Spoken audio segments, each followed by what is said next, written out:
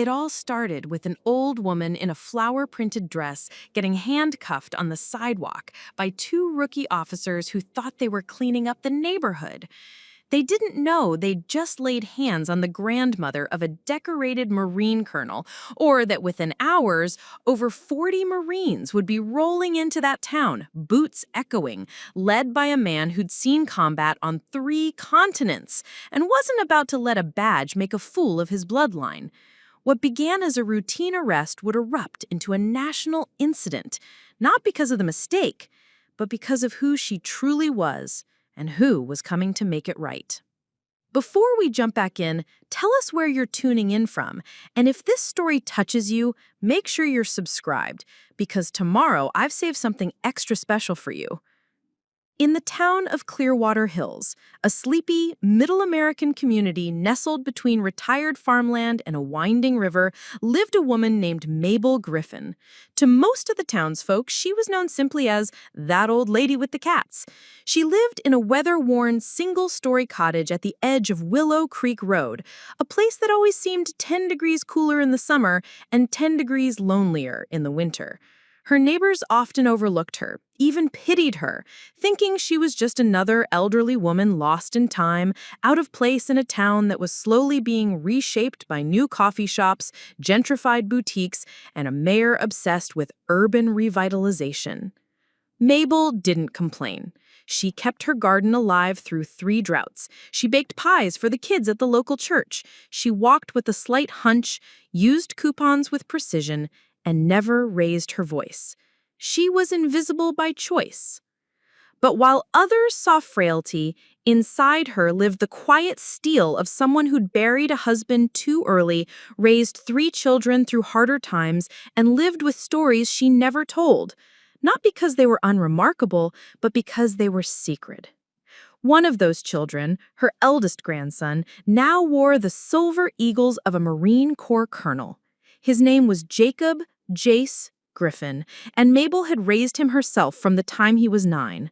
When his mother lost her battle with cancer and his father drowned in a logging accident, Mabel took him in without hesitation, raising him in that same cottage with nothing but discipline, love, and lessons too profound to come from any book.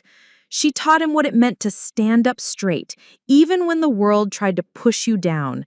She taught him to finish what he started, to serve something bigger than himself, and to always respect those the world overlooked. But none of that mattered the morning officers Carson and Larry spotted her walking back from the post office. They had a vague description of a suspect, an elderly woman supposedly linked to a string of petty thefts in the area. Mabel, with her weathered sun hat and slow gait, matched the profile about as well as any one of the 100 elderly women who passed through town each day. But Carson, eager to prove himself, insisted they investigate. Larry, too green to argue, followed his partner's lead. They approached her with sharp tones and clipped instructions. Mabel, hard of hearing and confused by the sudden confrontation, struggled to understand their demands.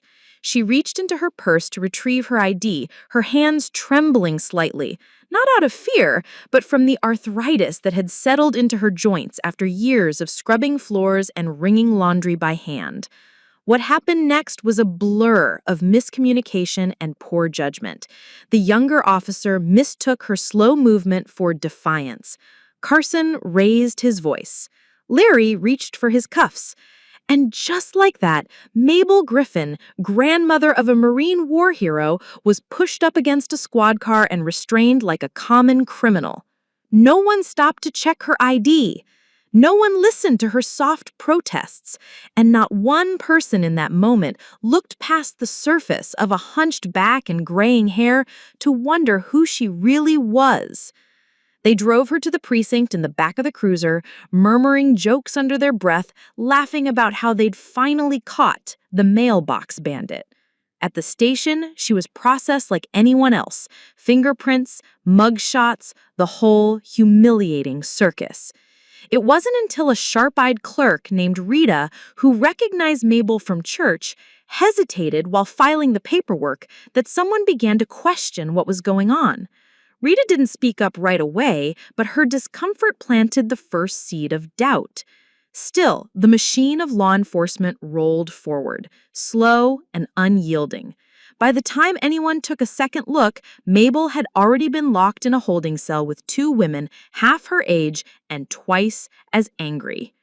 Meanwhile, 4 states away, Colonel Jacob Griffin was finishing a security briefing at Pendleton when his personal phone buzzed with an unfamiliar number.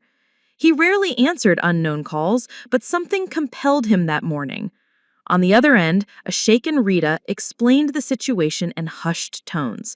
She didn't know all the details yet, but she thought he should know his grandmother had been arrested for theft. That didn't sit right with her, and she figured it wouldn't sit right with him either. Jace didn't say much. He thanked her calmly. Then he turned to his second-in-command and issued a direct order.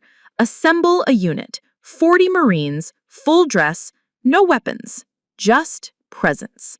They were going to Clearwater Hills, and while he didn't say it aloud, every man in that room understood the same thing.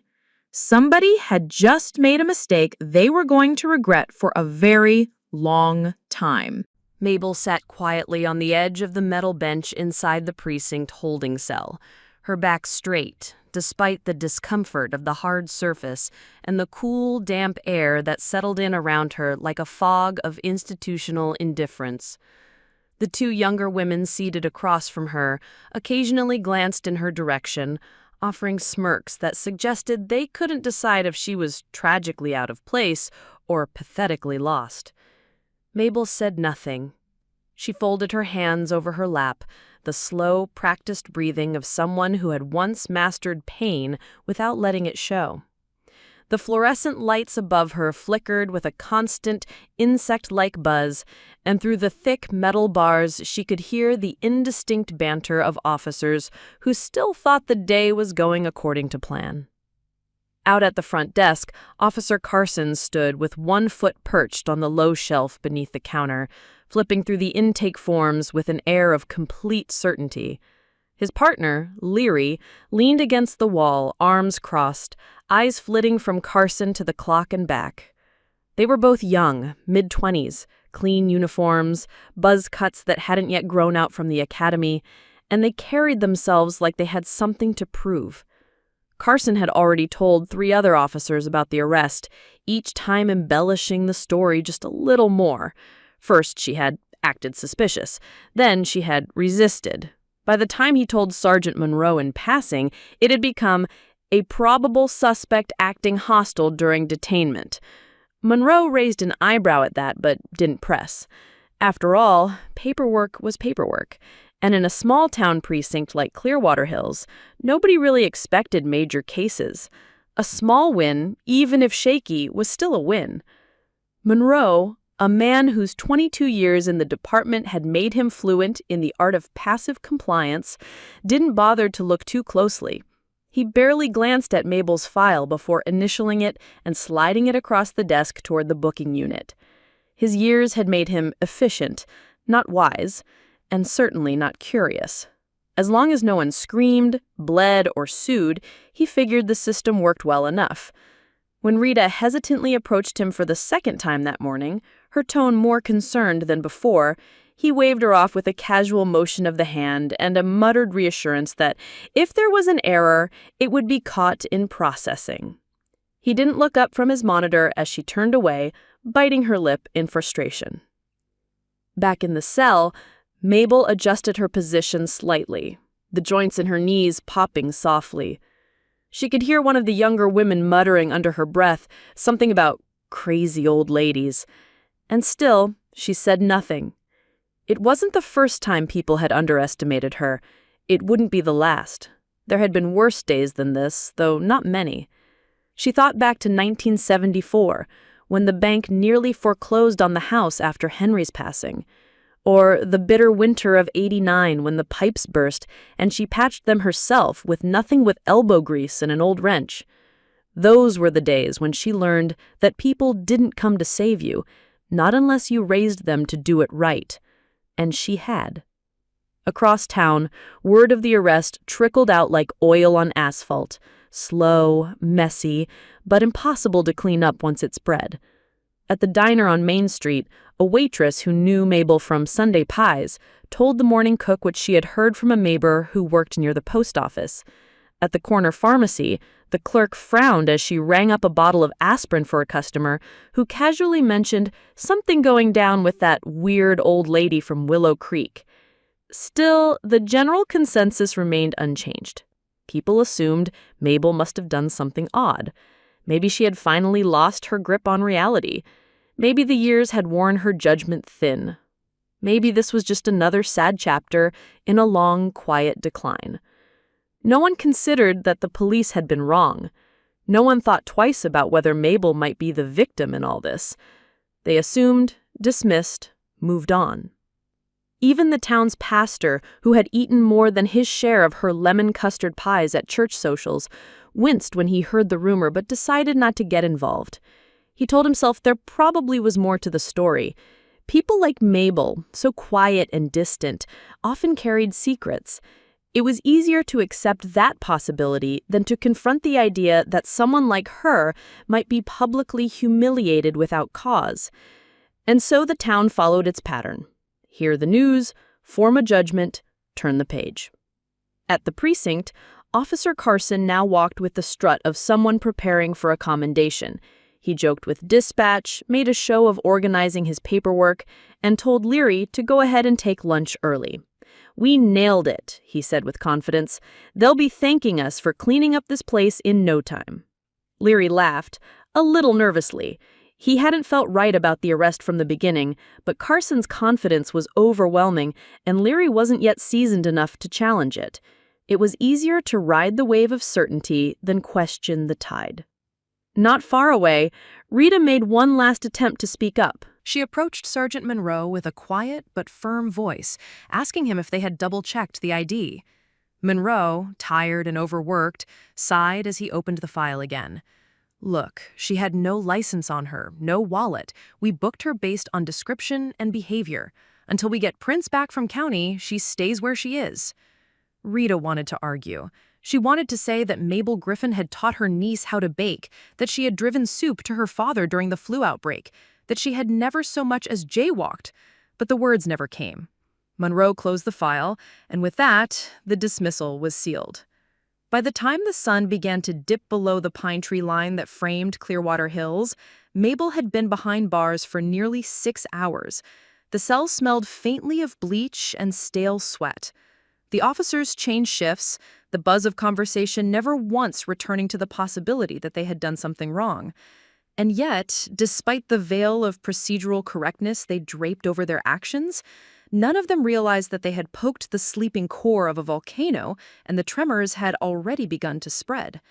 Several hundred miles away, 40 Marines were boarding 2 government-chartered buses, their uniforms crisp, their movements precise. Colonel Jacob Griffin, calm and deliberate, checked his watch, nodded once, and gave a single order: "Let's go bring my grandmother home." The sun dipped beneath the western edge of Clearwater Hills, casting long shadows over the precinct as the evening chill settled into the small town. The outside world carried on with its habitual rhythm, headlights blinking on, porch lights flickering to life, the smell of dinner drifting from suburban windows. But inside the precinct, time seemed to slow. Mabel Griffin remained seated on the narrow bench of her holding cell, her posture still firm, her eyes quiet but awake. She had not asked for water, she had not requested a phone call, she had not pleaded her innocence, nor had she demanded answers. And in her silence, in her stillness, she unsettled more than one person who happened to glance her way. She wasn't angry and she wasn't afraid. She was simply waiting. The clerk, Rita, returned to her desk for the night shift, her conscience still gnawing at her ribs. She watched the processing room through the small security window, saw Mabel's still figure, and felt a strange weight gather in her chest. This wasn't right. Something inside her said this woman didn't belong behind that locked door. Rita noticed the way Mabel sat, shoulders drawn back, feet flat, breathing slow and steady, like a person who had long ago mastered discomfort. Not slouched like someone defeated or confused, not anxious like someone guilty, just present, poised. She remembered a moment almost 10 years earlier, when her car broke down 2 blocks from Willow Creek.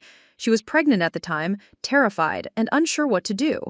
Mabel had been passing by, carrying a small basket of apples and wearing those same thick-rimmed glasses. She hadn't hesitated. She'd taken Rita by the elbow, helped her into the shade, and calmly called for help with a voice that carried an authority no one had questioned. At the time, Rita hadn't thought much of it. Just a kind gesture from a stranger. But now, under fluorescent lights and cold institutional walls, that memory felt heavier, more vivid, as if there was more to that moment than she'd understood. Meanwhile, Officer Leary sat at his desk going through the incident report, trying to ignore the uneasy feeling that had taken root in his stomach. He kept hearing her voice in his head, not her words, but the tone, calm, controlled. When he had tried to bark commands at her earlier that day, she hadn't responded with confusion or panic. Instead, she had looked at him with eyes that didn't flinch. That look hadn't been one of fear. It was one of assessment, as if she were cataloging his actions, measuring his character, not lashing out, just taking stock. It was unnerving in retrospect. It was the same kind of look his drill instructor had given him when he fumbled through inspection at boot camp. Controlled disappointment, paired with a certainty that he had no idea what he was doing. Leary shifted in his seat, uncomfortable with the realization that he might have been the one exposed, not her. Across the room, the precinct's janitor, Franklin, made his way through the halls, pushing his cart of supplies, humming a soft tune. He was the type that most people barely noticed, middle-aged, quiet, eyes always down. But Franklin noticed things. It was his job to be invisible, and in his invisibility, he saw details others missed. He passed Mabel's cell and slowed, just for a moment. She gave him a small nod, almost imperceptible, and he returned it out of instinct. He wasn't sure why, but it felt like the kind of acknowledgement shared between people who had both seen things and carried on without complaint. He'd seen that look in the eyes of veterans at the VFW hall when they spotted each other across the bar. Recognition not in appearance, but in presence. As he swept the hallway, Franklin glanced at the intake file someone had left open by accident. There, beside the blurred fingerprint scan and the hastily filled boxes, was a field labeled Prior Record, stamped None. Back in the cell, Mabel closed her eyes, not to sleep, but to think. She recalled a different holding room decades ago, during a brief stint as a civil rights advocate in Alabama. She was 33, younger, louder, more prone to defiance. That day, she had been handcuffed to a bench beside a teacher and a reverend. They'd spent the night planning a protest, refusing to be broken. It wasn't the first time she'd been underestimated, but it had been one of the first times she learned the power of stillness. People thought silence meant surrender. They rarely realized it could be the calm before something far more profound. Since then, Mabel had mastered the art of observation. She'd watched her town change. She'd watched friends grow bitter, institutions rot from the inside, and good people be broken under the weight of small injustices no one challenged. And she'd taught her grandson to do better. She hadn't needed to tell Jace to come. If he knew, he would come. That was enough. In Washington, a call came through to a retired brigadier general who once owed his life to a young Lieutenant Griffin in the deserts of Kandahar. That general, now comfortably situated in a Department of Defense consulting office, happened to place a quiet but well-worded inquiry through official back channels. It was phrased as a courtesy, as a concern, and that concern made its way, in the span of an hour, into the inbox of the Clearwater Hills mayor, who blinked at the message like it was written in a different language. He picked up the phone, bewildered, and dialed the police chief. The police chief, enjoying a late dinner at his country club, groaned and rolled his eyes, having no idea yet how high the stakes had become.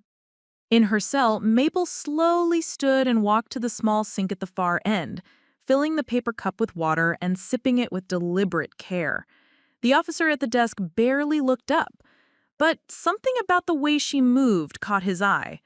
There was precision to it, almost ceremonial, as though every step, every movement of her hand had purpose. She wasn't pacing like the other inmates. She wasn't muttering to herself or rattling the bars. She was moving like a woman in control of time itself, like someone who knew the clock wasn't her enemy. That soon, others would arrive who understood exactly who she was and what it meant to treat her like anything less. By the time dawn broke over Clearwater Hills, a fine mist blanketed the streets, softening the edges of buildings and muffling the usual morning sounds of garbage trucks and early commuters. But inside the precinct, there was no softness, no mist to blur what had settled into the air like a static charge. Tension. The shift change brought in a new round of officers, most of whom had only heard bits and pieces of what had happened the previous day. A vague mention of an elderly shoplifter and a commendation-worthy arrest. Still, the mood was subdued, as if the walls themselves were holding their breath. Mabel Griffin remained in her cell, composed as ever, her every movement methodical, unrushed. She had now been in custody for more than 16 hours without charges being formally filed, and still no one had taken the time to sit with her, to listen, to ask the questions that might unravel the whole mistake. The assumption of guilt had taken root, and the machinery of procedure continued its slow, grinding rotation. In the staff lounge, Officer Leary stood at the counter, staring into a cup of stale coffee, the steam rising like questions he didn't have answers for. He hadn't slept well, and it showed. The more he thought about the woman in the cell, the more hollow his badge felt. He remembered the way she had looked at him. No fear, no begging, just a calm that didn't match the moment. It disturbed him because it made him question everything he had been taught about authority, compliance, and instinct. Officer Carson breezed into the room moments later, tossing his jacket onto a chair and humming as if nothing was amiss. He had already pre-written a report for internal review, framing the arrest as proactive, justifiable, and necessary. He had used terms like refusal to cooperate and suspected repeat offender, hedging every word with careful vagueness designed to deflect scrutiny. He had learned the dance of accountability early. Appear confident, speak first, and leave no room for contradiction. Meanwhile, at the mayor's office, an unexpected phone call derailed the otherwise routine Friday agenda. The call came from the office of Senator Harlan Croft, a powerful and notoriously short-tempered politician whose reputation for zero tolerance was as famous as his military support advocacy. One of Croft's aides, reading from a carefully worded memo, expressed concern over a situation unfolding in Clearwater Hills involving a civilian, Mabel Griffin, and an apparent case of mistaken identity. The mayor, confused and defensive, assured the aide that everything was under control, but he could feel the shift. Something had gone wrong, and now it was bigger than the town. This wasn't a local misunderstanding anymore. It had become a matter of national optics. The mayor hung up, his palms slick with sweat, and immediately called the police chief, who had just arrived at his office and was already 2 sips into his coffee. The chief, an old-school officer named Dennis McGrady, didn't like being blindsided. He had built his career on political savvy and just enough discipline to avoid scandal, and he didn't appreciate vague threats from Washington offices he'd never heard of. Still, when the mayor used the words potential national press and military connections, McGrady's gut tightened. He ordered an internal check into the case and requested Mabel's intake file. The thin manila folder that landed on his desk 2 hours later was unsettlingly empty. No criminal record, no signed witness statement, no recorded interview, just a pair of fingerprint cards, a vague description, and a booking sheet littered with unchecked boxes. He flipped through it twice, then leaned back in his chair, the weight of implication sinking into his chest. At that same moment, 2 large white buses were making their final approach into Clearwater County. They bore no markings, only government plates and an air of efficiency that seemed at odds with the countryside they rolled through. Inside them sat 40 Marines in full dress uniform, silent, alert, their posture rigid despite the long hours. At the front of the lead bus, Colonel Jacob Griffin stared out the windshield, eyes fixed, his mind a machine of precision. He had spent the past 12 hours reviewing every detail Rita had sent him, her hastily typed summary of what had happened, the blurry cell photo of his grandmother in cuffs, the address of the precinct, the names of the officers involved. He'd contacted no press, filed no official complaint, and told no one outside his command. This wasn't about vengeance. It was about clarity and respect, and reminding a town and perhaps a nation what happens when you let assumptions override truth. Back at the precinct, Rita sat at her desk watching the front entrance. Something gnawed at her stomach that morning, more than guilt, more than nerves. It felt like pressure, like the kind of tension that comes before a summer storm. She checked the clock. Then she checked it again. And then she saw it. Through the front glass doors, two massive buses pulled up along the curb, their doors opening with a hiss of compressed air, and out stepped rows of sharply dressed Marines, their boots hitting pavement with synchronized finality. The sidewalk, quiet moments before, was suddenly filled with presence. Not noise, not aggression, but presence, the kind that drew eyes from every building on the street and made traffic slow down without knowing why. They didn't shout, they didn't raise weapons, they just walked, orderly, like a tide with no intention of turning back. At their head was Colonel Jacob Griffin, uniform immaculate, eyes forward, every inch the leader Mabel had raised him to be. Inside, the officers scrambled.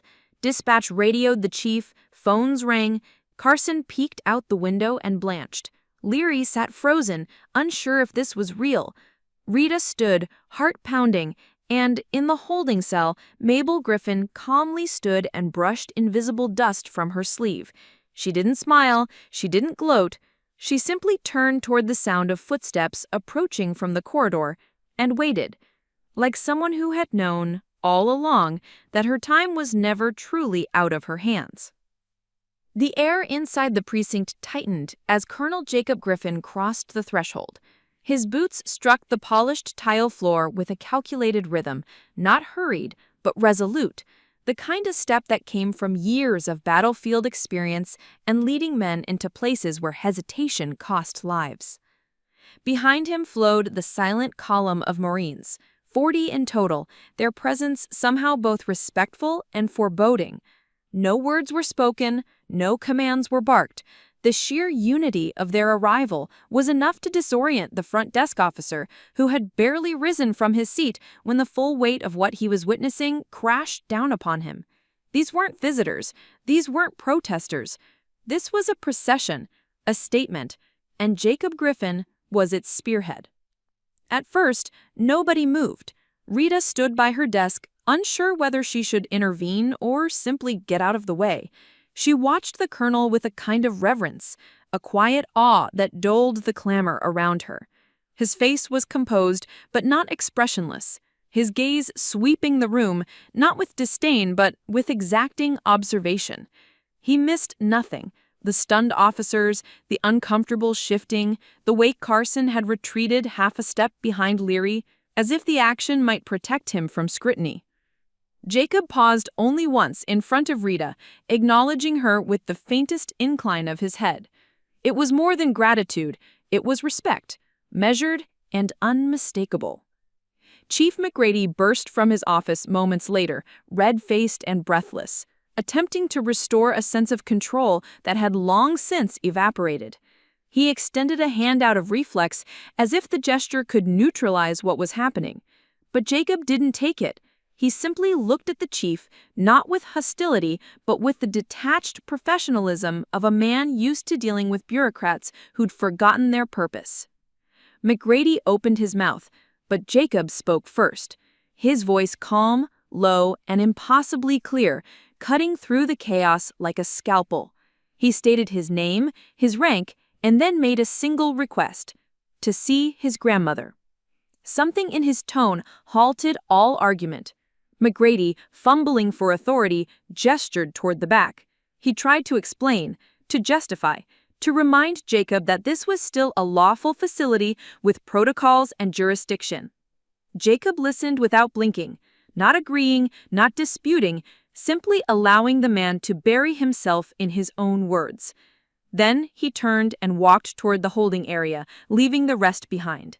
His men remained at attention in the lobby, statues of discipline, while whispers crept through the precinct like a rising wind.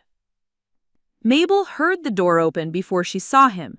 She was standing again, arms loosely folded, eyes fixed on the dim hallway that separated the cells from the rest of the building.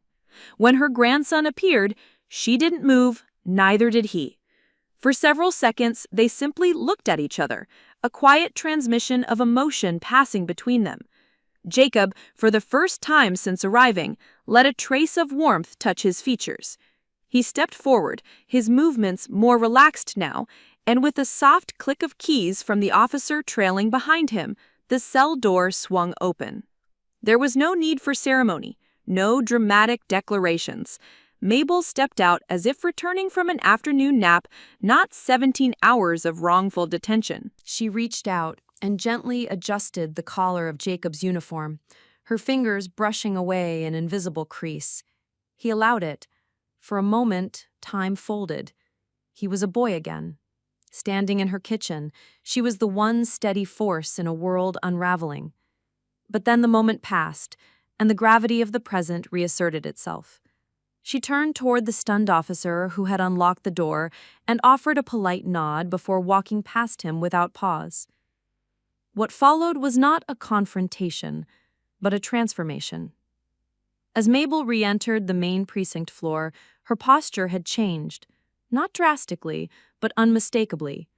She walked not as a frail woman recently arrested, but as someone who had crossed through fire and emerged untouched.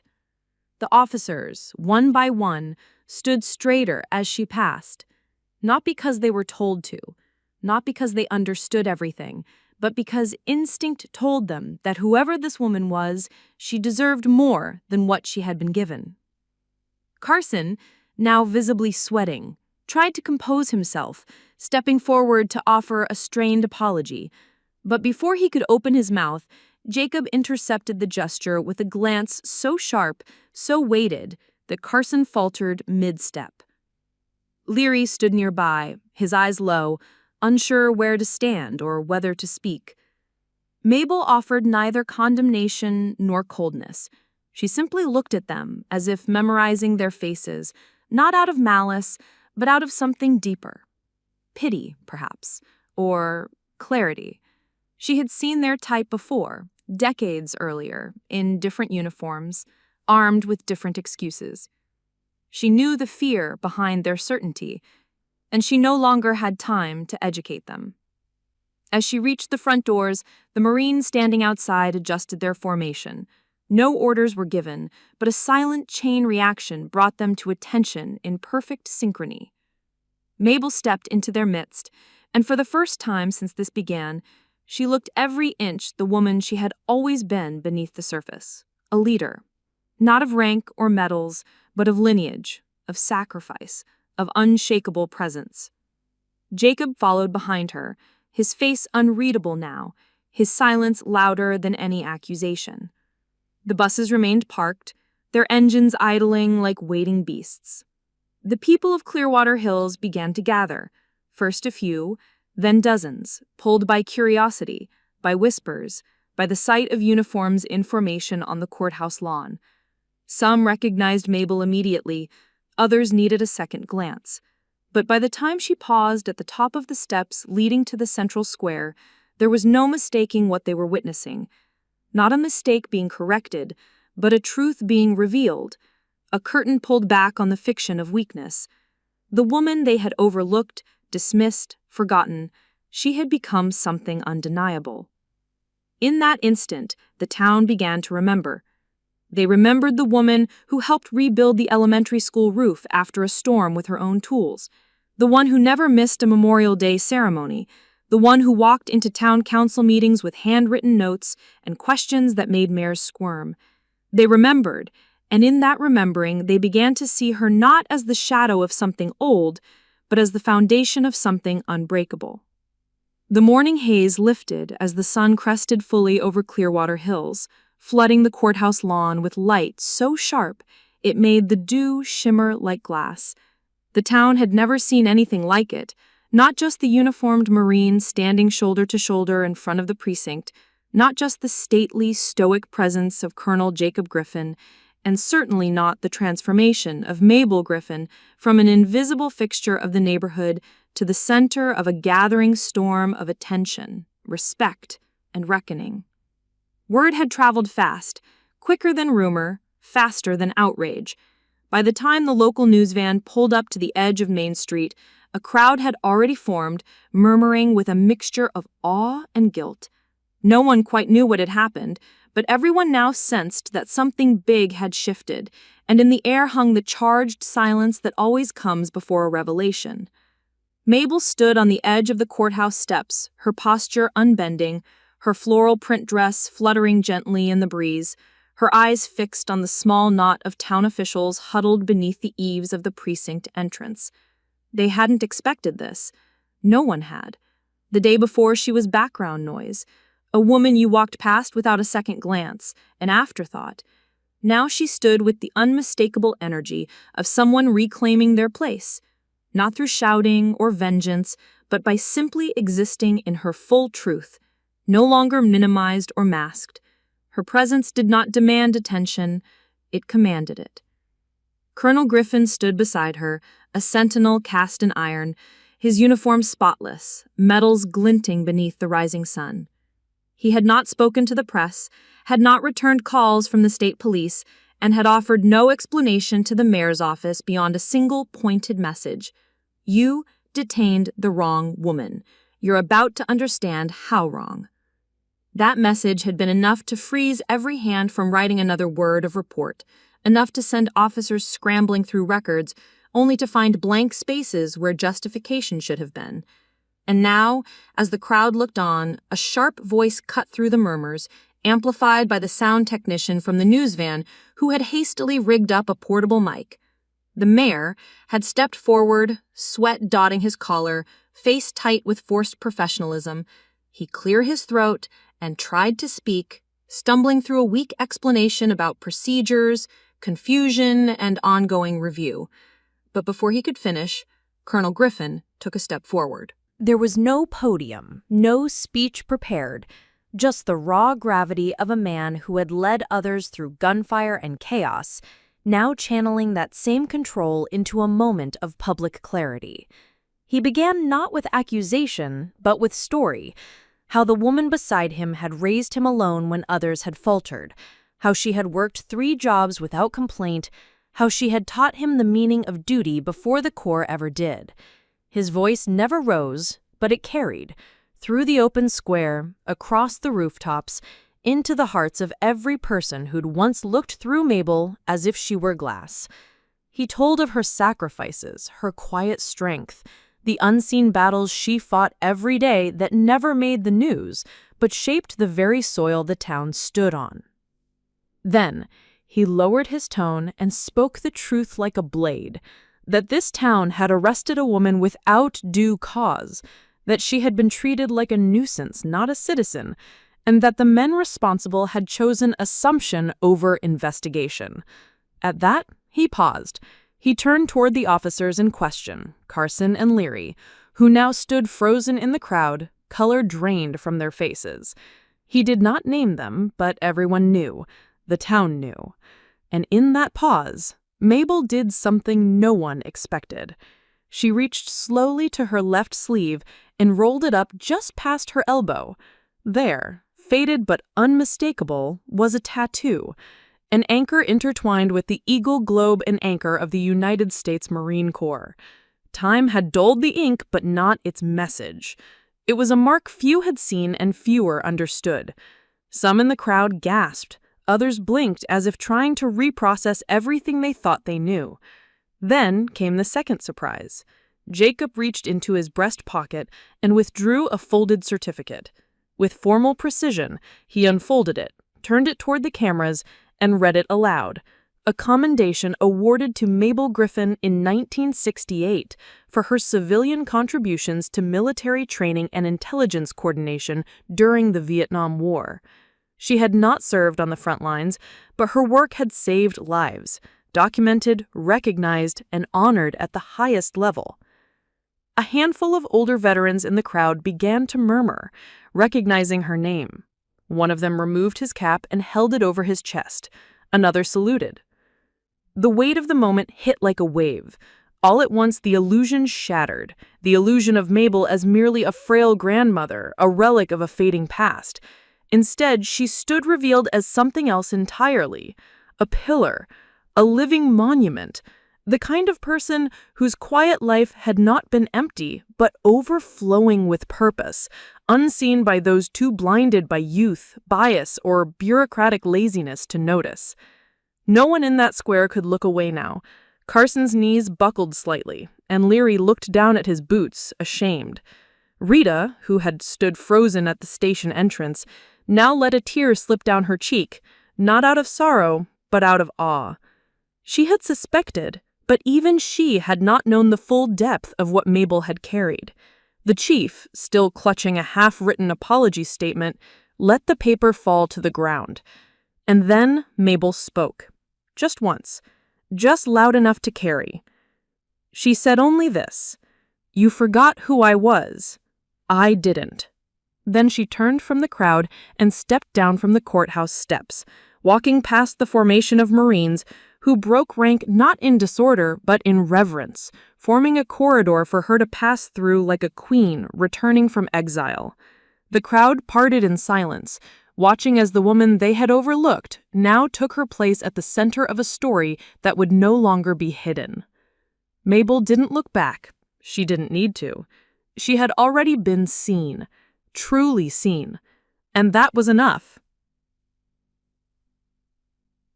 The days that followed in Clearwater Hills moved with a strange, almost reverent hush, as if the town itself had entered a state of reflection too deep for chatter or small talk. People walked slower down the sidewalks, their eyes not darting away from strangers, but meeting them with a cautious openness, as though something fundamental had been shaken loose and left behind for good.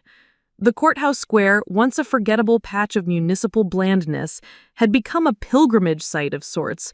Locals, curious and guilty in equal measure, stood in small groups near the steps where Mabel Griffin had stood days before, whispering stories, retelling what they'd seen, or admitting things they'd never said aloud. Something had shifted in the soul of the town, not through violence, not through anger, but through truth revealed in its most undeniable form. Mabel herself had returned to her modest home on Willow Creek Road without ceremony. The buses had left, the Marines returned to their posts, and Colonel Jacob Griffin had stayed only one more night before duty called him back to Pendleton. He had walked her to her door just after sunset, carrying her overnight bag even though she had insisted she could manage it herself. No press conference followed, no press, in fact. The story had been too delicate, too real, too far removed from the spectacle that most media thrived on. The cameras had captured enough for the message to spread, but Mabel had quietly refused interviews, turned down offers for profiles, and even declined a National Veterans Organization's request to host a ceremony in her honor. Not because she was bitter, because it had never been about that. Inside her home, things returned to their rhythm. The sound of the old clock ticking in the hallway, the kettle's quiet whistle just before boil, the faded cushions of the chair she'd sat in every evening since her husband's passing. But beneath the familiarity ran a deeper current, and Mabel, though not outwardly changed, had entered a season of quiet reckoning. She had not sought vindication, she had not waited for applause. What she had wanted, what she had always hoped for, was something far less flashy and far more rare: awareness. The kind that didn't vanish when the headline moved on, the kind that settled into people like seed and soil, changing what grew from them later. It came first through letters, dozens at first, then hundreds, some from people in Clearwater Hills, neighbors, former students, even the mayor, offering apologies that ranged from heartfelt to stumbling. Others came from veterans who had seen the video clip passed around online, Marines from generations past, wives of fallen soldiers, children of immigrants who saw in her story a truth about misjudgment that they too had lived. Mabel read them all, often in the stillness of early morning, her glasses perched low on her nose, the letters spread across the dining room table like fallen leaves. She never wrote back formally. She didn't need to. What mattered was that they were writing at all. One afternoon, nearly a week after her release, Rita came to visit. She arrived with a loaf of cinnamon bread wrapped in a dish towel, eyes full of hesitation and remorse. Mabel welcomed her with grace, so casual it disarmed the younger woman completely. They sat on the porch, the sun slipping behind the trees, the bread untouched between them. Rita apologized, not in the scripted way people do when they want to feel better, but with a rawness that came from someone who had witnessed something she couldn't explain and felt compelled to grow because of it. She said she had seen the arrest unfold and had known something was wrong, but had felt too small, too junior, too unsure to stop it. She said she hated that about herself, that fear. Mabel listened without interruption, her hands folded loosely in her lap, her eyes not judging, but weighing the truth of the confession. When Rita finished, Mabel leaned back and let silence fall between them. Not a heavy silence, but one that made space for meaning. Then she said something that would stay with Rita for the rest of her life. She said, "It's easy to confuse silence with safety, but safety doesn't come from staying quiet. It comes from knowing when to speak and who you're speaking for." The words landed, not like a reprimand, but like an invitation. Rita nodded, tears stinging the corners of her eyes, and promised herself she'd never stand by again when her gut told her something was wrong. That night, she would begin drafting a new department policy, one that required a second confirmation from an uninvolved officer before detaining any elderly or disabled suspect matching only vague descriptions. It wasn't perfect, but it was a start. And Mabel, who knew that progress was always a series of small course corrections rather than sweeping gestures, approved with a simple smile. Word of Mabel's wisdom spread quietly but firmly. Parents who had never met her now told their children to be mindful of the quiet ones, to look deeper. Teachers told her story during civics lessons. The pastor at the local church worked it into a sermon, not using her name, Mabel had asked him not to, but retelling the moral with such clarity that everyone knew who he was referring to. Even Carson, though now suspended pending review, sent a letter of apology. It was short and uncertain, but it ended with one line that suggested he had perhaps heard something deeper than his own guilt. He said, "I thought I knew what authority looked like. I didn't." The transformation wasn't complete. Some people grumbled that it had all been made into a bigger deal than it needed to be. Some clung to their discomfort, afraid that seeing Mabel now clearly meant acknowledging what they had failed to see for years. But others, many others, began to change how they walked through their town. They greeted their elders differently. They asked more questions. They watched more closely, not with suspicion, but with care. And in her small home, surrounded by the quiet rhythm of a life reclaimed, Mabel Griffin poured tea into a chipped mug, sat at her table, and looked out the window at the same street she had walked every day for decades. It was the same road, lined with the same trees, but now it saw her, and that made all the difference. Autumn swept into Clearwater Hills with the smell of burning leaves and the rustle of golden branches lining the streets. A gentle chill hung in the air, just enough to remind the town that time had passed and the world had kept turning, but something in the texture of daily life had changed. You could see it not in grand speeches or civic overhauls, but in the eyes of the people who had walked past Mabel without ever once really seeing her. You could hear it in the way conversations paused when she passed by, not from awkwardness, but reverence, as though those who once dismissed her now carried a quiet obligation to recognize what they had ignored for too long. This wasn't about fame, it was about respect, earned and restored without force. the kind that lingered in the corners of memory and reshaped a town from the inside out. At the precinct, Officer Rita now walked a little taller. The way she carried herself had shifted, not out of pride, but resolve. After the incident, she had approached her supervisors with a quiet, determined list of suggested reforms, procedures rooted in empathy and caution, not just policy. To her surprise, they listened. Perhaps it was because they had seen what happened when arrogance went unchecked, or maybe it was because Colonel Griffin's presence had left a shadow too long and dignified to ignore. Either way, Rita's initiative led to mandatory retraining sessions on bias awareness, citizen interaction, and elderly engagement. Mabel's story had become an unofficial case study, referred to not with shame, but as a turning point. Some officers grumbled, of course, as change never came easy to those steeped in routine, but even they quieted when Mabel's name came up. It wasn't fear that silenced them. It was the unspoken acknowledgement of failure and the reluctant gratitude that someone had taught them without destroying them. Carson and Leary, now facing administrative leave and disciplinary review, were seen less around town. Carson, in particular, was spotted walking his dog in the early mornings with a different look in his eyes. No longer that of the casually dominant officer who once barked orders without second thought, but of a man slowly realizing how close he had come to becoming the villain of his own story. He had written a letter to Mabel, one she had read carefully, then placed in a drawer without judgment or reply. She did not believe in vengeance. Correction was enough.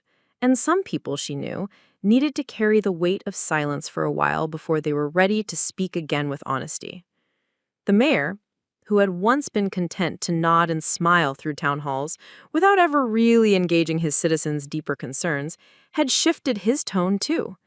At the next community forum, he stood without notes and said plainly that he had failed to protect the dignity of one of their own. He didn't dress it up. He didn't hide behind bureaucratic fog. He simply admitted that in a town where everyone thought they knew everyone, it turned out they hadn't known Mabel at all. The room, packed beyond its usual numbers, didn't erupt in applause. It didn't need to. The silence that followed was heavy, not with resentment, but with respect, for the truth and for the woman who had made it unavoidable. And Mabel herself. She carried on as she always had, moving through the town with her grocery cart and her soft hat, her back straight, her chin high. But now, doors opened a little faster when she approached. Young people, kids who had once avoided her porch on Halloween because they thought the old lady didn't hand out candy, now weaved at her across the street. Some even stopped to ask her questions, not just about what had happened, but about who she was. What had she done in the war? What was it like raising a Marine? What did she believe about forgiveness? And Mabel, when she chose to answer, didn't hold court like someone thirsty for attention. She spoke plainly, like a woman who had nothing to prove and everything to pass on. In those moments, her wisdom didn't feel like a lecture. It felt like an inheritance. Her relationship with Jacob had deepened too, even across the miles. Though his duties returned him quickly to his post, he now called her twice a week without fail, and their conversations were no longer perfunctory updates on health and weather. They talked about purpose, legacy, and service. Jacob confided in her things he couldn't share with his commanding officers, his fears, his doubts, the strange ache of seeing so much and still feeling helpless at times. Mabel didn't give him answers. She gave him reminders of who he came from, of what he stood for, and of the quiet kind of courage that doesn't march, but endures. Even her neighbors changed. The Ferguson twins from across the street now came by every Saturday to help with the garden. They had once seen her as just a woman with an old shovel and floppy sun hat. Now they called her Ms. Mabel, with a reverence usually reserved for judges or war heroes. Mr. Daly, the retired plumber who had once mocked her slow pace with a smirk, now brought her fresh tomatoes from his backyard without a word, leaving them on her doorstep with a note that simply read, "Thank you."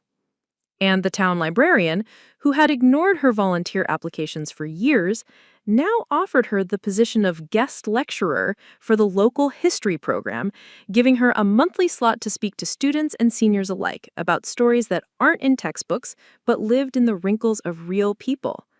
What had once been dismissal had turned into recognition, not because Mabel had demanded it, but because she had revealed something undeniable, that respect doesn't come from appearances or titles, it comes from substance, from endurance, from truth lived quietly and consistently, even when the world refuses to look. Clearwater Hills would never go back to what it had been before. The transformation wasn't a revolution, it was a recalibration of priorities, of perceptions, of people. And though the news cameras were long gone and the world had moved on to its next spectacle, the people who lived under the rustling trees and behind the painted fences of that town would remember. They would remember the day 40 Marines arrived, not to fight, but to remind them of who they had overlooked. They would remember the quiet woman who had endured injustice, not with fury, but with the kind of grace that reforms rather than destroys. And Mabel herself. She would go on living, not as a symbol, but as a woman finally seen.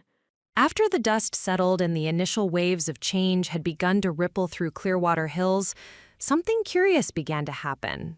Quietly, and at first, almost imperceptibly.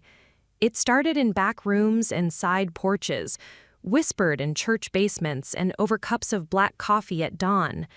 It wasn't gossip, it wasn't scandal, it was remembrance, the kind that had been buried for years under layers of shame, fear, and silence. The story of Mabel Griffin had struck a deeper chord than even she could have anticipated, not just in the people who saw her differently now, but in those who had always known that something wasn't quite right with the way the world treated the silent, the old, the overlooked. It began with a phone call to the local VFW hall. A woman named Delia Monroe, 76, who had been a nurse in Vietnam, called to ask if she could maybe say a few words next week. Her voice was unsure, but it held a flicker of something that had lain dormant too long. The coordinator, expecting a brief anecdote about field hospitals or post-war life, agreed. What Delia delivered, however, was a revelation.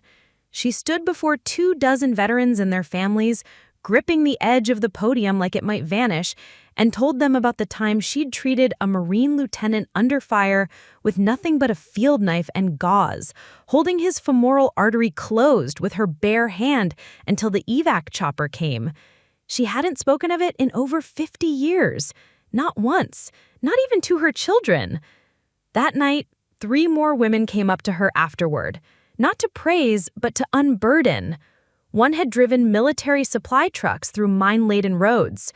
One had served in intelligence and knew 7 languages, but had spent the last 30 years being asked if she was just a secretary. Another had trained men twice her size and watched them rise through ranks she was denied. Word spread from there, not through television or headlines, but through memory. Mabel Griffin had done something more than correct an injustice. She had broken open a long-forgotten truth, that entire lives of service, struggle, and brilliance had been filed away under ordinary because the people who lived them didn't look like the stories we were taught to admire. As her story bloomed through the town and beyond, other women stepped forward, not for recognition, but for record. A local archivist at the county library began compiling oral histories, hastily at first, then with reverence, creating a project she titled The Quiet Ones. Dozens came forward, not just veterans, teachers who had kept peace in classrooms where police feared to walk, midwives who had delivered hundreds of babies when hospitals refused to serve women of color, grandmothers who had hidden fugitives during the civil rights era, women who had been dismissed for decades as eccentric, tired, or just plain old, suddenly had their voices placed on tape, their memories collected like treasures long buried. Mabel, for her part, watched it unfold with the calm of someone who had always known that truth will rise, even if it takes a lifetime. She had no desire to be the face of anything, but she recognized what was happening and welcomed it with quiet encouragement. She attended a few of the tapings, sat in on some of the first readings, and offered only small suggestions: how to better frame a memory, how to coax a name from a trembling lip. She didn't try to lead the movement. She simply lent it her steadiness. It was, in its way, more radical than any speech or protest. It was reclamation, not of power, but of identity. One unexpected ripple came in the form of a letter from a young Marine stationed overseas. His name was Private First Class Ian Thomason. He had watched the viral video during a rest shift and felt compelled to write. He explained how he had been raised to believe his grandfather's war stories were the pinnacle of valor. But watching the calm strength with which Mabel had faced down armed officers and rallied an entire battalion without ever raising her voice had, quote, redefined what courage means. He asked for her permission to write a piece for the base newsletter, not just about her, but about the legacy of women like her. She sent back a note, handwritten, no frills, that simply read, "Tell the truth. The world will catch up." Soon after, a retired school principal named Johanna Reese proposed dedicating a section of the Clearwater Historical Society Museum to unsung heroes. It received immediate support. Donations poured in, not just money, but artifacts, photos, letters, medals never displayed. People began unearthing old trunks, opening boxes long forgotten in attics, searching for pieces of their mothers', aunts', and grandmothers' lives they had never thought to preserve. And with every new addition came a new kind of reverence, the kind born not of pity but awe. Even the younger generation started to shift. Students at Clearwater High petitioned to include oral histories from the quiet ones in their curriculum. One sophomore girl wrote an essay comparing Mabel's confrontation at the courthouse to the defiance of Rosa Parks. Her teacher cried when she read it, not because of the writing, but because the girl had finally understood something most adults never did, that revolution doesn't always look like fire.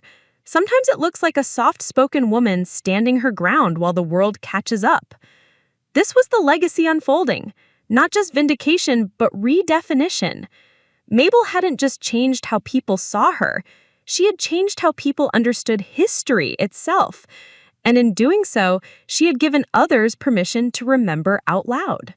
What had been a single injustice turned righteous had become a wave of self-discovery, community healing, and generational connection. People who had once dismissed her as just another elderly widow now saw in her a matriarch not just of her family, but of a movement. And the beauty of it was, Mabel didn't need the last word. She had already spoken it. Now, it was everyone else's turn to carry it forward. As winter crept into Clearwater Hills with its quiet hush of frost-laced mornings and long ember sunsets, the story that had first sparked in the courthouse parking lot didn't just stay tucked within the cozy boundaries of the town. It traveled, carried on digital currents and word of mouth, settling into unexpected corners of the country like seeds on the wind. By the time the first snow blanketed the town square, the impact of what had happened to Mabel Griffin had already begun to echo far beyond the county lines.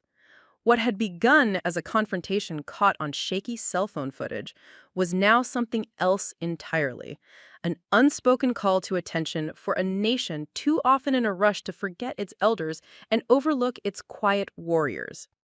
The first national ripple came from a retired brigadier general named Lyle McCready, who had stumbled across the video during a restless night scrolling through news feeds. He hadn't expected to be moved. He'd seen too much over the years to be easily stirred.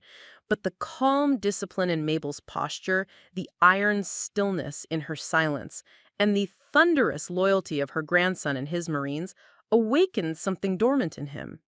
He wrote an op-ed in a military journal titled "The Honor We Forgot to Give," and in it, he chronicled not just Mabel's ordeal, but the broader epidemic of underappreciated service among veterans, especially women, especially the elderly, especially those whose stories had been allowed to fade quietly into dust. The piece was widely circulated, debated in officer lounges, and even cited in a Department of Defense newsletter weeks later. But the movement didn't just find fertile ground in uniforms and ceremonies. It caught fire in universities, where students eager to question long-held narratives found in Mabel's story a perfect synthesis of generational struggle, misjudgment, and redemption. Professors in sociology, ethics, and gender studies added her case to their syllabi, framing it not just as an incident of mistaken identity or procedural failure, but as a cultural moment.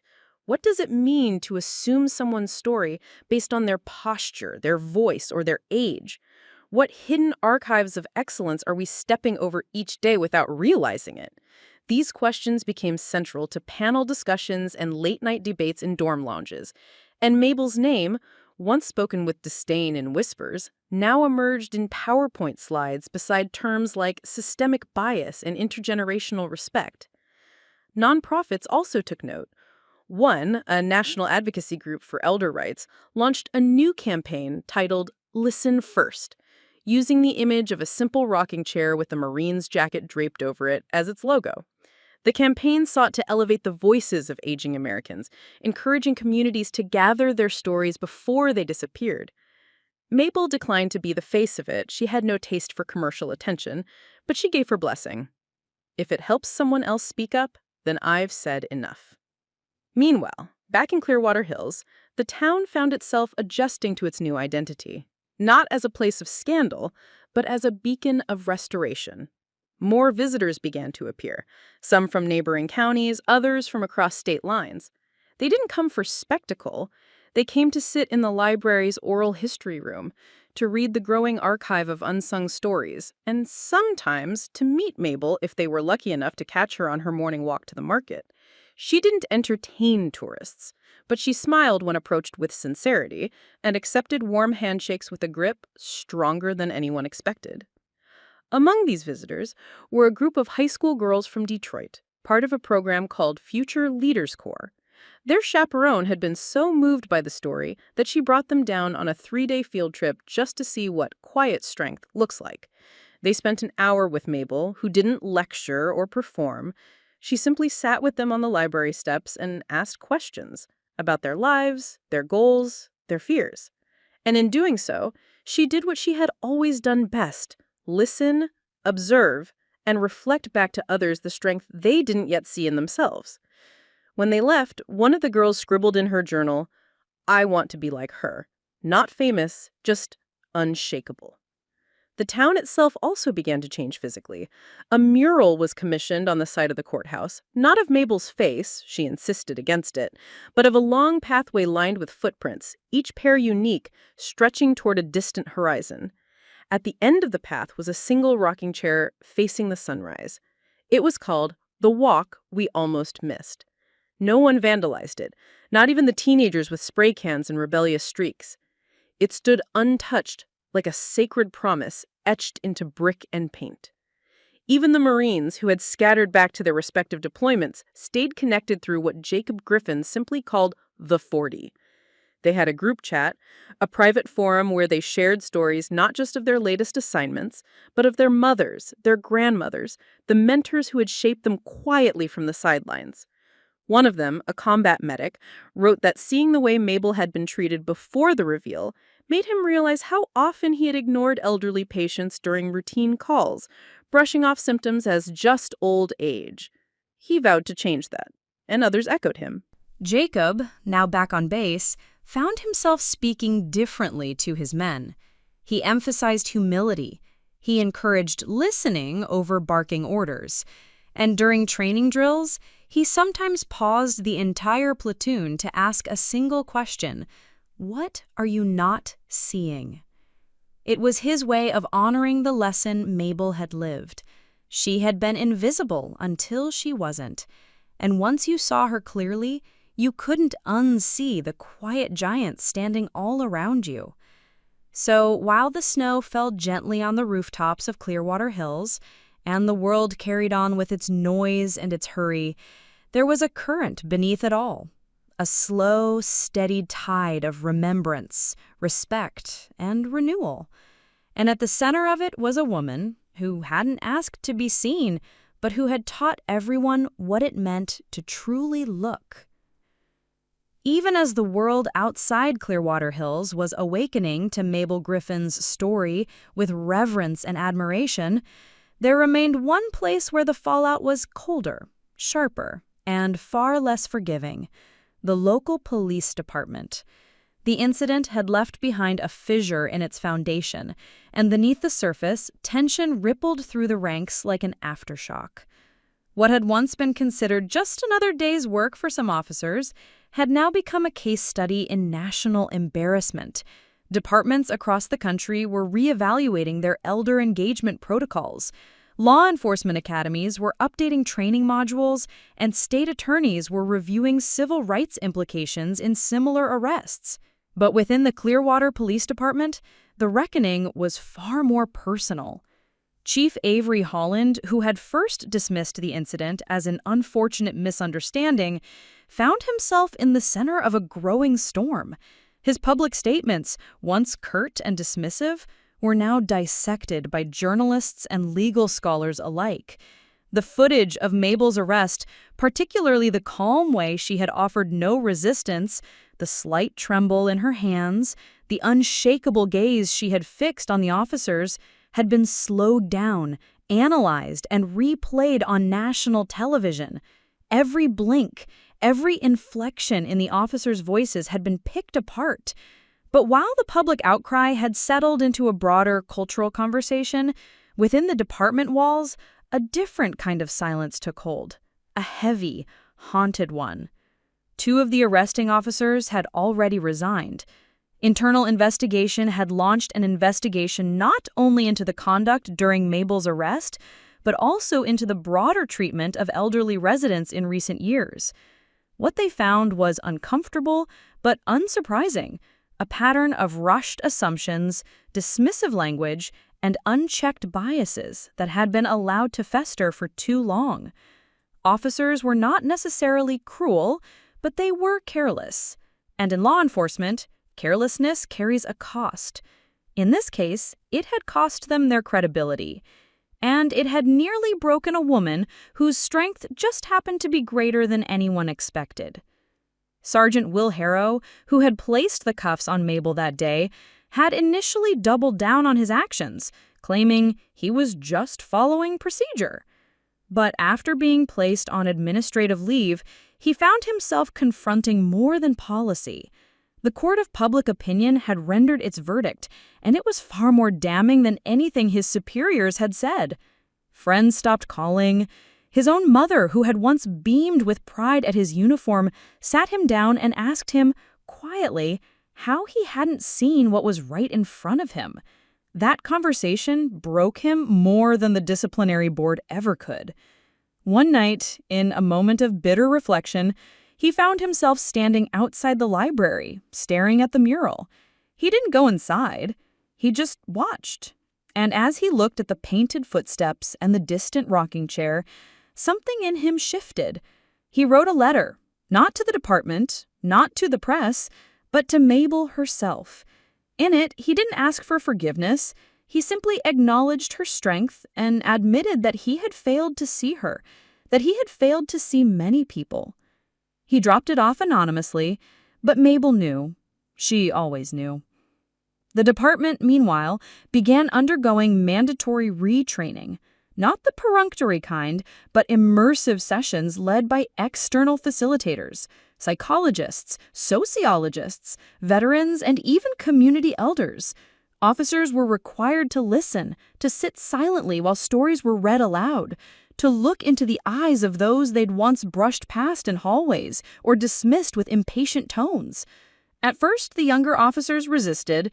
They rolled their eyes, grumbled about woke nonsense, and checked their watches. But as the stories unfolded, something began to break through their cynicism. One session featured a World War II codebreaker, now 91, who had been institutionalized for decades simply for refusing to share her classified past with civilian doctors. Another told of a black grandmother who had been a civil rights informant. Now living in obscurity, her FBI files only recently declassified. These weren't fairy tales or exaggerations. They were living, breathing proof that history was walking among them every day, disguised in worn coats and quiet voices. The ripple effect extended to policy. The city council, under pressure from both local citizens and outside organizations, passed a new initiative called Respect First. It mandated enhanced training for interactions with the elderly, created a civilian review board with elder representatives, and funded a program to connect police with retired veterans in the community for monthly conversations. It wasn't a perfect solution, but it was a start, a sign that the town was willing to look inward and make amends. Jacob Griffin, back on base but still closely following the developments, remained both protective of his grandmother and respectful of her independence. He had offered to issue a formal statement to the press about the department, but Mabel declined. She didn't need vengeance. What she wanted was change, and change was happening. In its own imperfect, slow, and often painful way, the system that had dismissed her was beginning to listen. And more importantly, it was beginning to learn. The real measure of transformation, however, came not in policy changes or public statements, but in the quiet shifts that no one reported on. Like the beat cop who now took a few extra minutes during his patrol to chat with an old man sitting on his porch. Or the young recruit who, after hearing Mabel's story, started volunteering at the local nursing home once a week, just to listen. Or the precinct sergeant who, once known for barking orders, now began every shift with the same question. What assumptions are we bringing in today? Small changes, but lasting ones. Mabel, of course, remained unchanged on the surface. She still rose early, still walked to the market, still fed the blue jays that congregated outside her window. But those closest to her noticed a new peace in her presence. Not satisfaction, not triumph, but peace. The kind that comes when you see the world slowly shifting toward the truth you've always known. The kind that only comes when silence is finally broken and echoes are heard not as noise, but as clarity. By the time the thaw of early spring began softening the last edges of winter in Clearwater Hills, Mabel Griffin had become unintentionally and somewhat uncomfortably a symbol. Not for rebellion or confrontation, but for dignity, for restraint, for the quiet but unshakable line that separates patience from submission. She did not seek out interviews, she did not bask in the spotlight that others kept trying to shine on her, and she certainly didn't walk any differently down Main Street. But people moved differently around her now. Where once there had been the occasional condescending nod, or worse, the distracted glance that passed over her entirely, there was now an alertness, a pause, a softening of posture as if the whole town had learned to tilt its head slightly when she spoke, just to make sure they heard her the first time. Yet the world outside hadn't finished with Mabel's story. The Office of Naval History reached out in a formal capacity, requesting a personal account of her service for the National Archives. It had taken weeks of back and forth, not because Mabel was unwilling, but because she insisted that the files already stored in their database were enough. The uniform was never about me, she wrote in response to their initial inquiry. But they persisted. Not for vanity, they said, but for truth, for balance, for the correction of a historical record that had for too long excluded women like her from its primary pages. Eventually, with Jacob's help, she agreed. Over 2 afternoons and 3 pots of tea, she dictated her memories into a recorder. Her enlistment at 19, the code she broke during the Pacific campaigns, the long silence afterward. She spoke plainly, sparingly, never embellishing.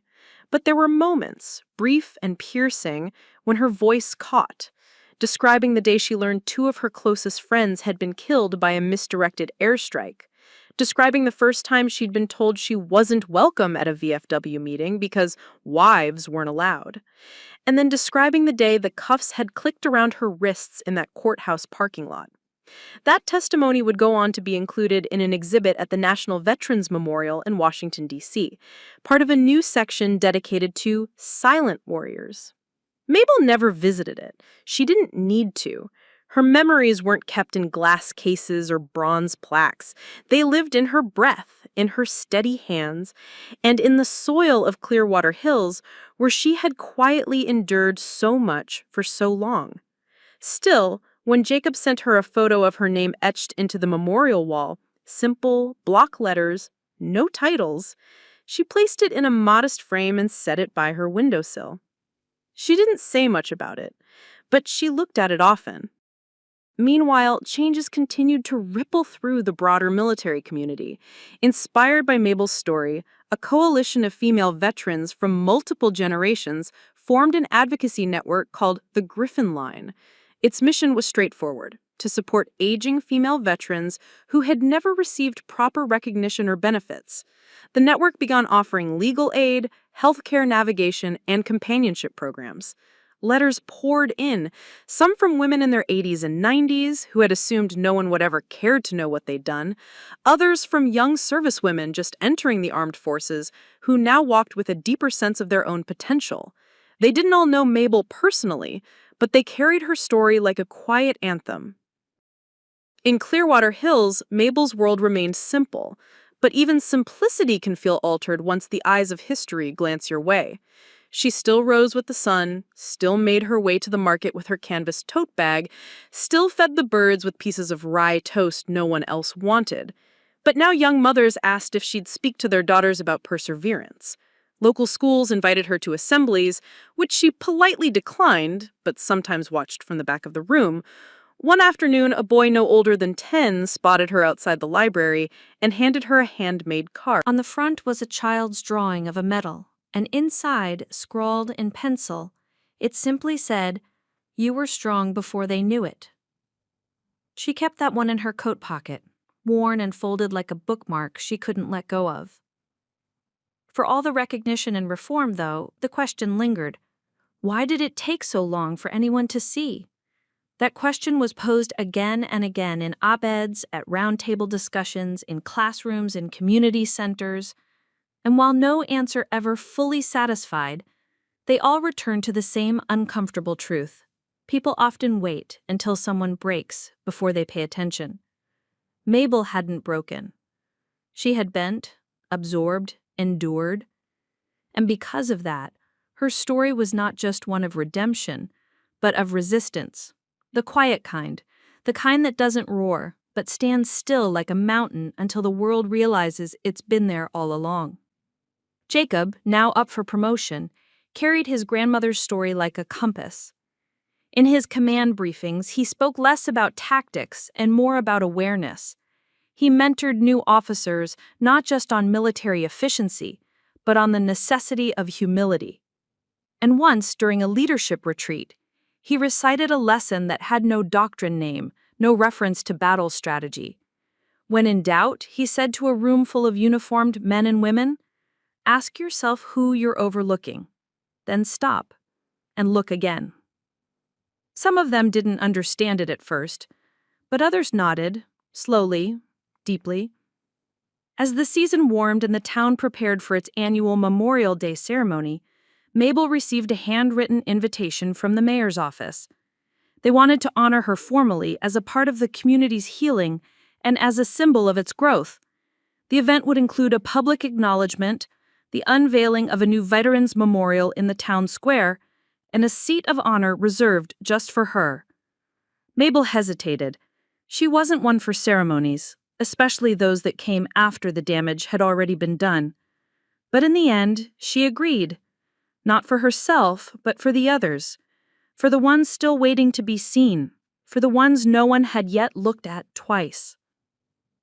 Memorial Day arrived beneath a sky as blue and unwavering as pressed silk, the kind of sky that made flags look crisper and hearts feel a little more honest. In Clearwater Hills, the morning began like most other Memorial Days had in years past. Children waving paper flags, local high schoolers tuning their instruments in the school parking lot, veterans from prior wars adjusting medals on coats that hadn't seen sunlight since last year. But this year, there was something different in the air. Not louder, not grander, just more awake. There was a kind of hush beneath the celebration, a reverent awareness threading itself through the banners and folding chairs, as if the town collectively understood that this year, the act of remembering was not just for the dead, it was also for the forgotten. The grandstand had been reassembled with new polish and extra rows.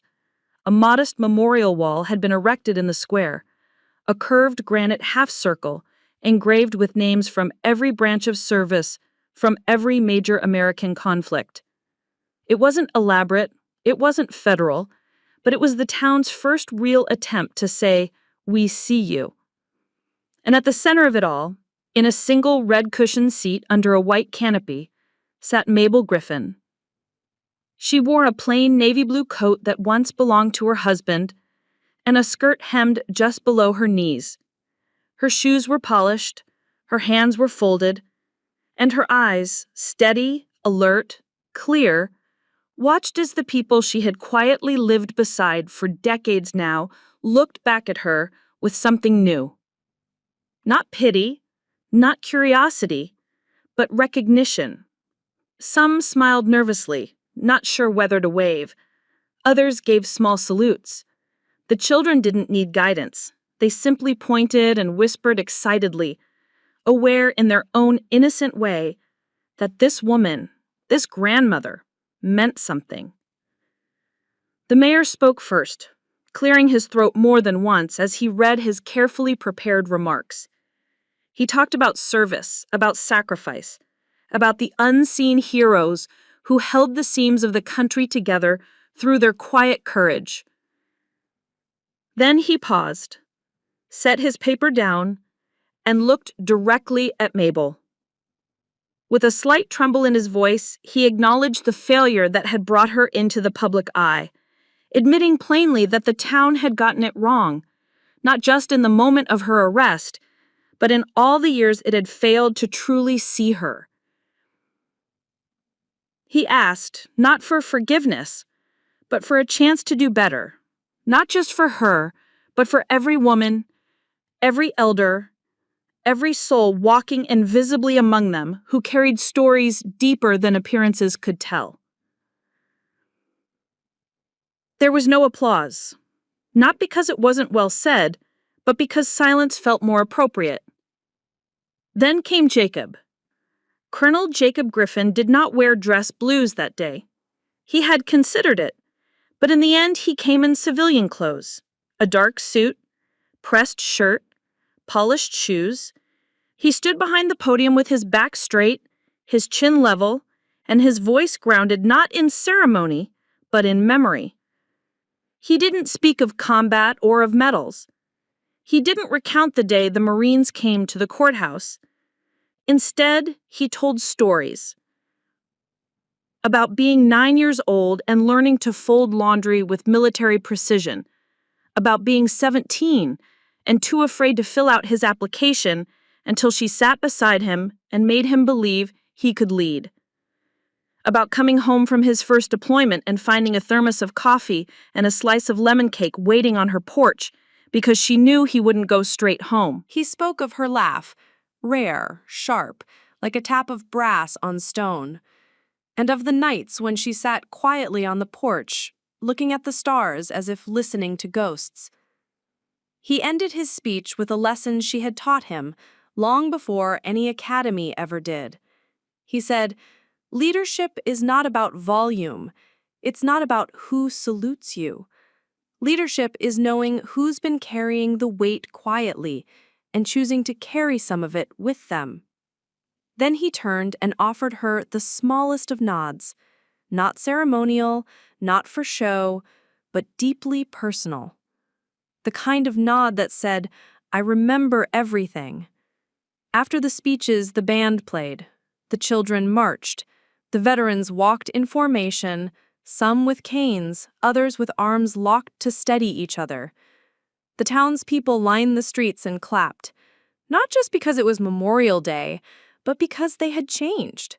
Not in some dramatic, sweeping way, but in the smaller ways that mattered more. They noticed who was missing from conversations. They looked twice at the people who had always been in the background. They hesitated before dismissing a voice they didn't understand. They had begun to unlearn the habit of invisibility. And as the last notes of the final march faded into the soft rustling of flags, Mabel stood from her seat. She didn't make a speech. She didn't wave. She simply walked forward, placed her hand gently on the new granite wall, and traced her fingers over the name of her late husband, engraved now beside her own. It wasn't vanity. It wasn't pride. It was belonging, finally, without condition. That evening, as the town grew quiet and the sun dipped low behind the oaks, Mabel sat once again on her porch with a cup of tea. The air smelled of grass and charcoal. Somewhere nearby, children laughed, and for the first time in a very long time, she felt not like a relic, not like a cautionary tale, but like a living chapter of something ongoing, something just beginning. In the weeks that followed Memorial Day, something subtle but undeniable settled into the bones of Clearwater Hills. It wasn't change in the loud, banner-waving sense. No one renamed a street or built a statue, but in coffee shops, at school board meetings, on porch steps, and church pews, there was a shift in the way people listened. They lingered longer in conversations. They waited an extra beat before speaking. When someone older began a story, even when they'd heard before, they no longer tuned out. There was a collective sense that perhaps, just perhaps, they had been missing something all along. And in the quiet rhythm of that reevaluation, Mabel Griffin moved with the same calm purpose she always had, except now the world moved with her. She did not become a celebrity. She did not host events or write memoirs. She returned to her routines with the same humility she had carried through decades of silence. But everywhere she went, someone seemed to have something they needed to say. Not dramatic confessions, not teary apologies, but smaller things. I never realized. I should have asked. I didn't know you were one of them. Some people didn't know what to say, so they simply nodded or held her gaze a little longer. And Mabel, stoic but not unkind, received every one of them with the same reply. Now you do. Her presence became an anchor, not only for the town, but for a growing number of people far beyond it. Veterans from all over the country began sending letters, not the kind filled with politics or outrage, but handwritten, soul-stained messages filled with admiration, guilt, gratitude, or sometimes just silence, followed by a single line, "Thank you for carrying it when no one saw." The Griffin line, the advocacy group that had formed in her name, grew exponentially, and they asked her if they could name a scholarship after her for daughters and granddaughters of veterans. She agreed, on one condition, that it also be available to the sons, because, as she said, blindness has no gender, and neither does awakening. One of the most unexpected moments came when Sheriff Dawson, the man who had placed cuffs on her wrists nearly a year earlier, asked to meet privately. He arrived at her door on a humid Thursday afternoon, dressed not in uniform but in civilian clothes, hands bare, expression open and uncertain. He stood on her porch for a full 10 seconds before she opened the door, and for a moment they simply looked at each other.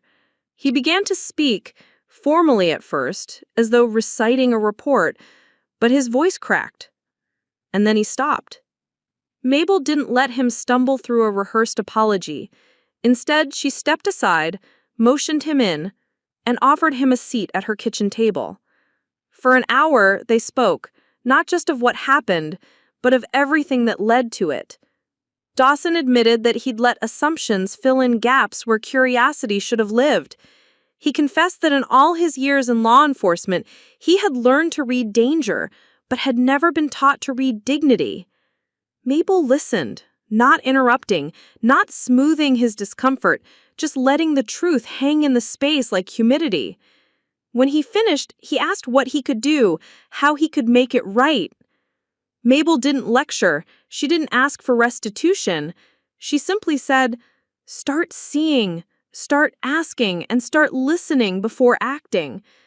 Dawson nodded, his throat tight, and when he left, it was with the heaviness of a man not burdened by guilt, but the new responsibility that came with awareness. As summer unfolded, Jacob visited more often, sometimes in uniform, sometimes not. Their porch conversations deepened, less about missions and military life, and more about people. He shared stories of his own soldiers, of moments when he found himself hesitating, wondering if he was overlooking someone who had more to offer than they let on. Mabel didn't offer easy answers. She asked questions. She made him think harder. And slowly, Jacob came to realize that the most powerful thing his grandmother had taught him wasn't how to be formidable, it was how to be just. On one of his visits, Jacob brought his daughter, Amelia, who was now 8. She ran up the porch steps with a drawing she had made. Crayon, all colors, no lines.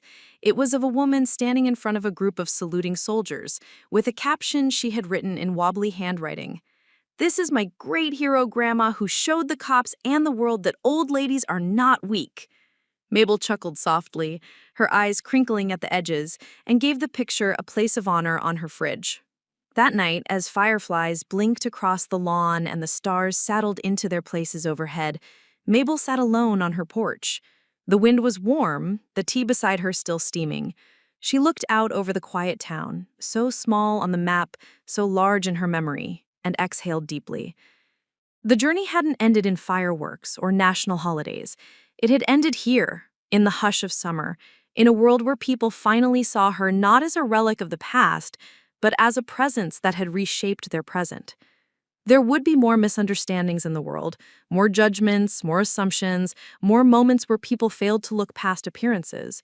But in Clearwater Hills, at least, the lesson had taken root. The sheriff had changed his training protocols. The local high school invited veterans of all backgrounds to speak during History Month, and every time someone suggested dismissing a voice for being too old or out of touch, someone else would inevitably pause and say, "Remember Mabel Griffin." She didn't want revenge. She wanted reverence, not for herself, but for the truth that lives quietly in unlikely places. She had offered the town a mirror, and they had looked, and that, she thought, was enough. The world would keep turning and people would forget again, but maybe, just maybe, they would remember a little sooner next time. And so, beneath the wide sky and the soft whir of cicadas, the woman once dismissed, once arrested, once invisible, sat with her back straight, her hands calm, and her spirit at ease. Not vindicated by noise, but justified by grace. Up next, you've got 2 more standout stories right on your screen. If this one hit the mark, you won't want to pass these up. Just click and check them out. And don't forget to subscribe and turn on the notification bell so you don't miss any upload from us.